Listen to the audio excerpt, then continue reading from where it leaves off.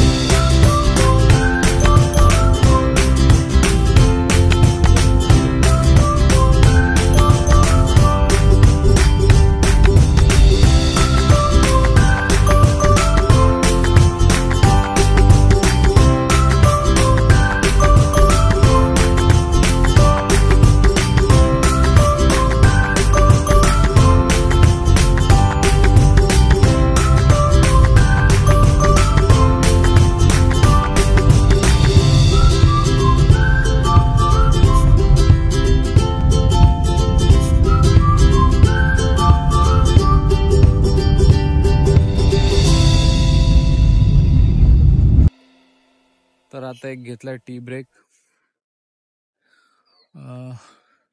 खूप ट्रॅफिक आहे. कमीत कमी 15 किलोमीटरचा ट्रॅफिक होता शिवपुरी. जर कोणी येत असेल तर जरा सांभाळून या, वीकेंडला येऊ नका. बाकी नजारे तर एक नंबर आहेत बघण्यासारखे. तर असं समजलं की आता आपल्याला पोहोचायला कमीत कमी रात्रीचे 1-2 वाजतील आणि ट्रेकिंग सुरू करायचं 3:30 वाजता सकाळी. रात्री पण झोप नाही झाली आणि आता पण झोप नाही. आज रात्री पण झोप नाही, तर फार मुश्किल आहे.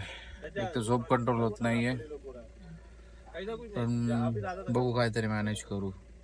चलो.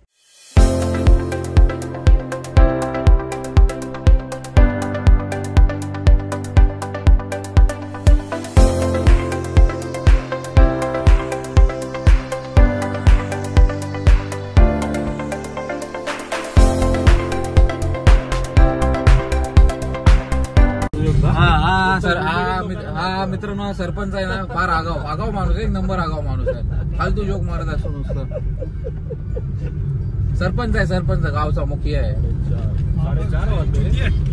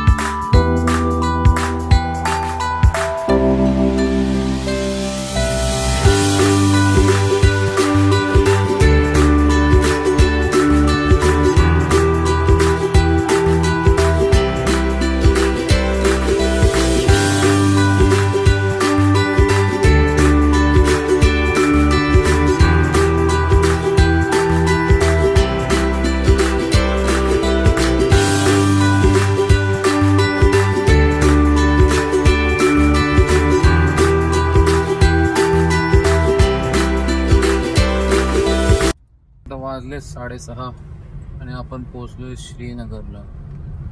इथून पण अजून 120 किलोमीटर दाखवत आहे.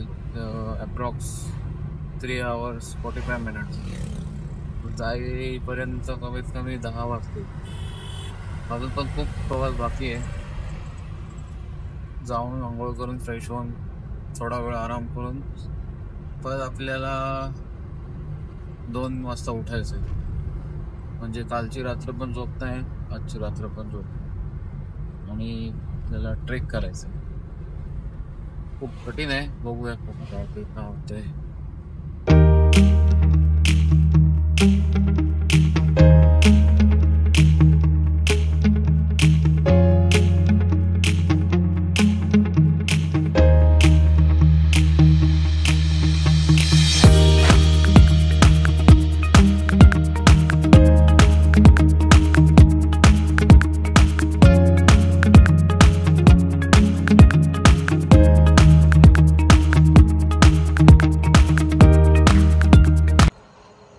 तर आता जस्ट रुद्रप्रयागच्या पुढे आलोय.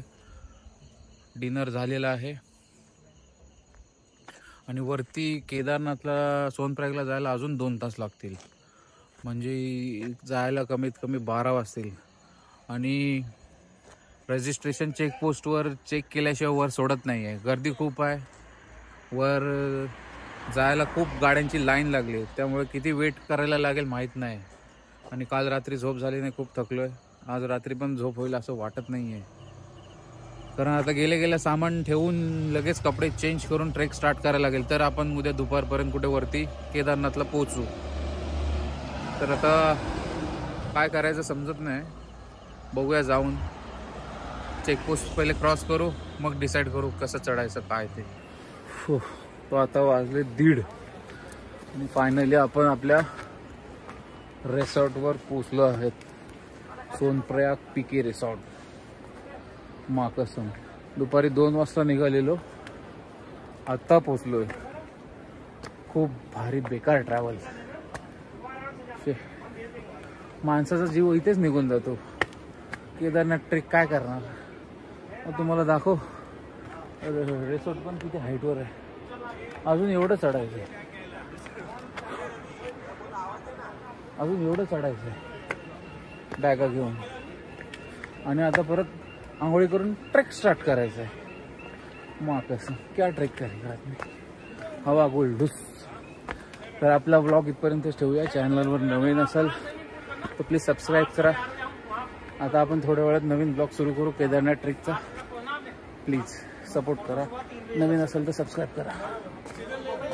बाय.